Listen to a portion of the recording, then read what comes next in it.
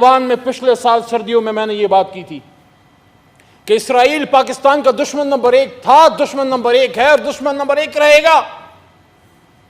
اور یہ بات میں نہیں، ہمارے ملک کا وہ قائد کرتا ہے کہ اسرائیل از the illegitimate child of West of Europe. Israel Europe کا ناجائز بچہ ہے.